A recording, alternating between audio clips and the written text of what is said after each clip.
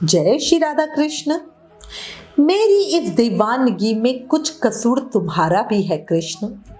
तुम इतने प्यारे ना होते तो हम इतने दीवाने ना होते। बोलो बांके बिहारी लाल की जय, मोर मुकुट बंसरी वाली की जय। अब बताओ कौन कौन कृष्ण की दीवानगी को महसूस करता है? अभी कमेंट करके अपना हाल बताओ। अब आज इस वीडियो में आपको भक्तमाल कथा से एक बहुत ही सुंदर भक्त चरित्र बताती हूँ, भक्त लाला जी का। ये बहुत सुंदर और हमें प्रेरणा देने वाला, भक्ति बढ़ाने वाला अद्भुत प्रसंग है। प्रेम, मन और भाव से सुनना। भक्त लाला जी भगवान के अनन्य भक्त थे। उनका जन्म सौराष्ट्र प्रांत के सिंधवंदर ग्राम में सन 1856 में चैत्र शुक्ल नवमी को एक समृद्ध वैश्य कुल में हुआ था। इनके पिता का नाम बलवंत साहा और माता वीरूबाई थी। ऐसा कहा जाता है कि वो नरसिंह मेहता के अवतार थे। बचपन से ही इनका मन भागवत भक्ति और साधु सेवा में बहुत अधिक लगता था। इनके पिता ने इनको कपड़े के व्यापार में लगा दिया। देखो, मैं हमेशा कहती हूँ ना, दान करने से हमारा धन बढ़ता है, कभी कम नहीं होता। और इस बात को लाला जी के जीवन में घटित एक प्रसंग ने साबित भी कर दिया। अब हुआ क्या? लाला जी का हाथ कभी किसी को देने से रुकता तो था नहीं। इसी से उनके पिताजी उन्हें बहुत गुस्सा करते थे और कहते थे कि सारा धन तो यूं ही बांटने में ही खत्म हो जाएगा, फिर हमारा गुजारा कैसे होगा। और इसी से उन्होंने लाला जी को किसी को भी कुछ देने से सख्त मना किया हुआ था। अब एक बार हुआ क्या? भयानक ठंड का समय था। लाला जी दुकान में बैठे हुए मन ही मन भगवान का नाम जाप कर रहे थे। संतों की एक मंडली वहां आई और लाला जी से कुछ कंबल मांगे। लाला जी ने देखा सभी संत इतनी भयानक ठंड में बहुत हल्के कपड़ों में वहां खड़े थे। इसे देखकर उनका मन दया से पिघल गया। उन्होंने हर साधु को एक एक कंबल दे दिया। एक पड़ोसी दुकानदार ने लाला जी के पिताजी से शिकायत कर दी। उनके पिता ने तुरंत दुकान में आकर कंबलों को गिना तो उन्हें के देखकर बड़ा आश्चर्य हुआ कि दुकान में जितने कंबल थे उनमें गिनती में एक अधिक है। साधु मंडली नगर से थोड़ी ही दूर गई थी कि पड़ोसी के साथ जो उनके पिताजी बलवंत थे, उन्होंने उनके पास जाके कंबलों के संबंध में पूछताछ की। संत तो निश्चल भाव के थे। संतों ने तो प्रसन्नता पूर्वक भक्त लाला जी के दान और उदारता की खूब सराहना की। उनके पिता ने ऐसे भक्त पुत्र को पाकर अपने आप को धन्य समझा और वो समझ गए कि दान देने से कभी कुछ घटता नहीं, हमेशा बढ़ता ही है ना। वरना बताओ, कंबल देने के बाद भी दुकान में गिनती कम नहीं हुई और एक कंबल ज्यादा ही था, है ना। अब इस तरह से धीरे धीरे लाला जी की ख्याति चारों ओर बढ़ने लगी।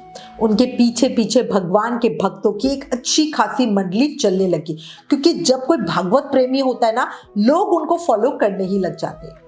अब एक बार क्या हुआ, वो सायला ग्राम के ठाकुर जी मंदार सिंह के घर पर अपनी पूरी भक्त मंडली के साथ आमंत्रित किए गए। भक्त मंदार सिंह जी को एक बहुत भारी कष्ट था। बड़ी अजीब सी उनकी प्रॉब्लम थी। क्या प्रॉब्लम थी? उनकी समस्या थी कि वो जब भी भोजन करने के लिए बैठते थे तब उन्हें भोजन की थाली में हमेशा रक्त और मांस दिखाई देता था। मतलब कुछ भी आइटम हो, बट उनको हमेशा रक्त और मांस ही दिखाई देता था। उनको अनेक तरह से इस समस्या का हल करना चाहा। उन्होंने रसोइया बदला, सिर्फ थाली में चावल लिए, सिर्फ रोटी ली सूखी, बट कुछ भी नहीं हुआ। जो भी कर लिया, उन्हें हमेशा थाली में रक्त और मांस ही दिखाई देता था।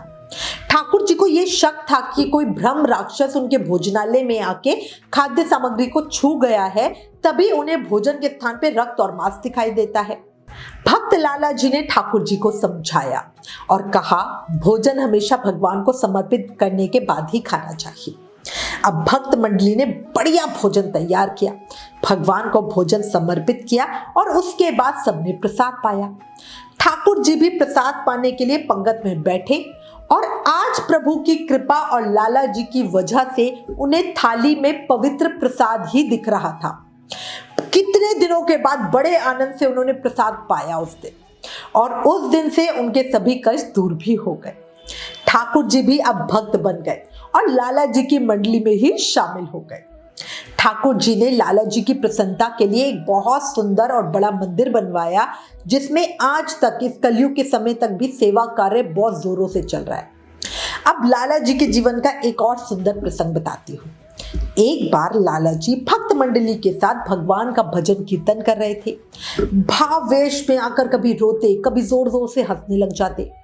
भजन समाप्त होने पर वो स्वयं प्रसाद वितरण करने लगे। तभी वहां पे एक शिकारी भी आके खड़ा हुआ था। उसके थैले में 2 मरे हुए पंछी थे। लाला जी ने जब उसे प्रसाद देना चाहा तो वो बोला, मैं तब तक प्रसाद नहीं लूंगा जब तक आप ये बता नहीं दोगे कि मेरे झोले में क्या है।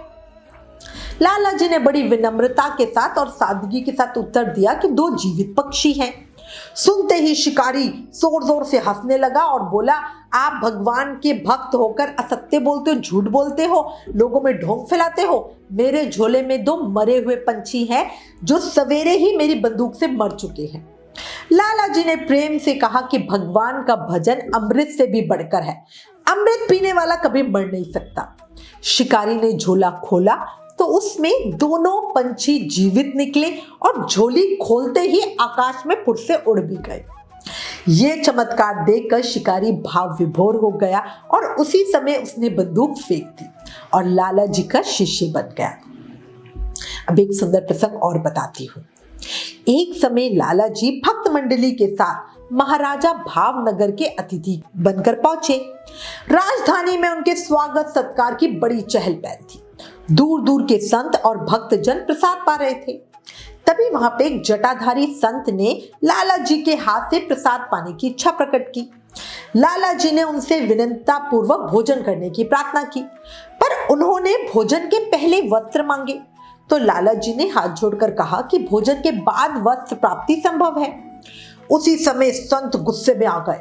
उन्होंने भक्तराज के मस्तक पर चिमटे से प्रहार किया और कहा, तुम संतों पर शासन करना चाहते हो? और ये कह के वो बिना भोजन के ही वहां से चल पड़े। लाला जी उनके पीछे दौड़े और बोले, महाराज इस शरीर पर एक चिमटा और लगा दिए, ये अधम शरीर इसी का पात्र है। संत भक्तराज की क्षमा और सहनशीलता देख चकित हो गए, क्योंकि उनको तो लगा था कि चिमटा पड़ने से कोई भी गुस्से से बुलबुला जाएगा और उनको ही उल्टा, जितने उनके शिष्य खड़े, भक्त खड़े, पूरी मंडली थी तो लाला जी की ना, तो वो संत सोच रहे थे कि ये उल्टा मेरे ऊपर करेंगे, बट वो तो देखकर बड़े खुश हो गए। इसके बाद दोनों बड़े प्रेम से गले मिले। एक प्रसंग और बताती हूँ। एक समय उन्होंने सायला में एक बहुत बड़ा उत्सव किया जिसमें दूर दूर से संतों और भक्तों ने आके भाग लिया। एक जटाधारी संत ने भंडारी से कहा कि मैं अपना भोजन स्वयं अपने हाथों से बनाऊंगा, तुम बस घी से मेरा तुम्बा भर दो।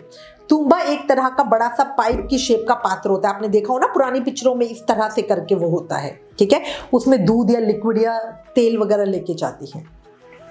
अब जो भंडारी था उसने तुम्बे में घी डालना शुरू किया, पर ये क्या, वो डालता जा रहा है, बट तुम्बा भर ही नहीं रहा। उस समय लाला जी भजन कर रहे थे।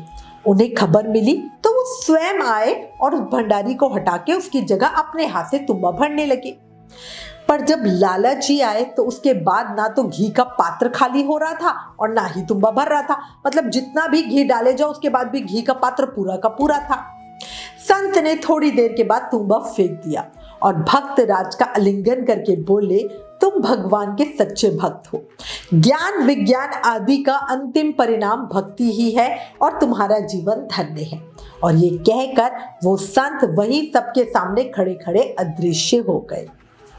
देखा, ऐसी थी हमारे लाला जी की भक्ति।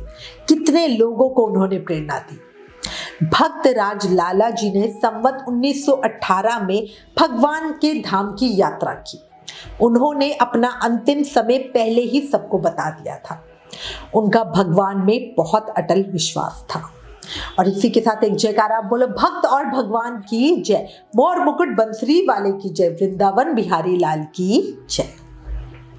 2 शब्द कान्हा के श्री चरणों में। सुनो कान्हा, तुम सिर्फ खास ही नहीं, मेरे हर एहसास हर सांस में हो तुम। धड़कता दिल यूं ही नहीं, हर धड़कन में हो सिर्फ तुम। कब मुलाकात होगी पता नहीं, मगर मेरी हर तलाश में हो तुम। तलाश पूरी हो ना हो, मगर मेरे हर ख्याल हर ख्वाब में हो तुम सिर्फ तुम और सिर्फ तुम।